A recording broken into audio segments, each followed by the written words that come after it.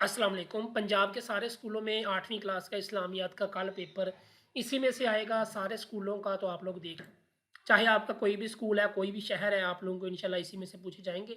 50 number का paper आना है, 35 नंबर का सब्जेक्टिव है, 15 नंबर के एमसीक्यूज़ हैं। आप लोगों को एमसीक्यूज़ नज़र आ रहे हैं जी। पहले का ए है, दूसरे का ए ऑप्शन, तीसरे का सी ऑप्शन, चौथे का डी ऑप्शन, 5वें का सी, छठे का डी, 7वें का सी और 8वें का बी और 9वें का डी, 10वें का सी। ठीक है, इसके बाद अगला वेरिएंट है जी पेपर का। ऑप्शन ए, दूसरे का ए, तीसरे का सी, चौथे का सी, 5वें का ए, छठे का डी, 7वें का सी, 8वें का ए, 9वें का डी और 10वें का ए। अगला पेपर है जी, इसमें जो पहले का ए है, दूसरे का ए है, तीसरे का सी है, चौथे का बी है, 5वें का डी है और छठे का डी है। 7वें का सी, 8वें का सी, 9वें का सी, 10वें का ए।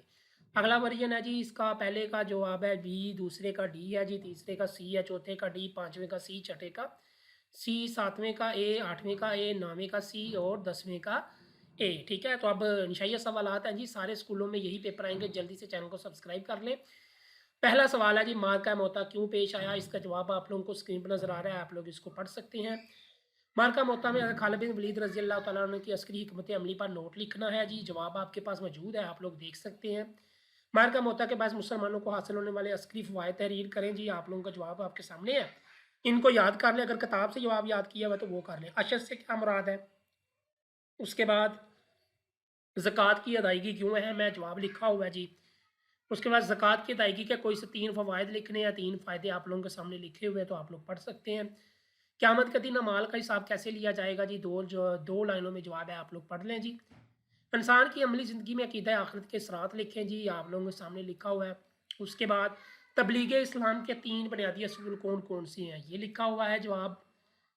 आप खातमुन नबिय्युन सल्लल्लाहु अलैहि वसहाबे वसल्लम ने मुख्तलिफ बादशाहों के पास किस मकसद के लिए खाते भेजे थे? जवाब आप लोगों के सामने लिखा हुआ है। उस्वा हसना की रोशनी में बताएँगे सलाम की तबलीग किस तरह करनी चाहिए। ठीक है? इस्लाम के अहम रुकन जो ज़कात है, उसकी तारीफ़ करनी है आप लोगों ने। ज़कात की अदायगी किस तरह रूह और दिल को पाकीज़ा बनाती है, ये आप लोग जवाब देख लें। जवाब आपके सामने लिखा हुआ है। ज़कात की अदायगी किस तरह माशी व मशर्ती लिहाज से फ़ायदेमंद हो सकती है जी, आप लोगों के सामने जवाब है, इसको याद कर लें। उम्रा अदा करने के मनासिक बयान करने हैं, आप लोगों ने लिखे हुए हैं, जो कि मनासिक हज के फ़राइज़ और शराइत तहरीर करनी है आप लोगों ने। उसके बाद इस्लामी माशरे को दरपेश मसाइल को हल करने में हज का क्या किरदार है, वो जवाब आप लोगों के सामने लिखा हुआ है। अकीदा तकदीर से क्या मुराद है, इसका जवाब देख लें। इंसानी शख्सियत की तमीर में अकीदा तकदीर की अहमियत वाज़ेह करनी है आप लोगों ने। तकदीर के बदलने में दुआ की अहमियत का जायज़ा लेना है आप लोगों ने। हज और उम्रे में क्या फ़र्क है जी, वो आप लोगों ने बयान करना है। रसूलुल्लाह खातमुन नबीय्यीन सल्लल्लाहु अलैहि वसहाबे वसल्लम ने अपनी ज़िंदगी में कितने हज और उम्रे अदा किए? ये आप लोग देख लें। हज के कोई से 4 माशरती फ़ायदा आप लोगों ने तहरीर करने हैं। जवाब आपका सामने लिखा हुआ है। अकीदा तकदीर की तारीफ़ लिखनी है आप लोगों ने।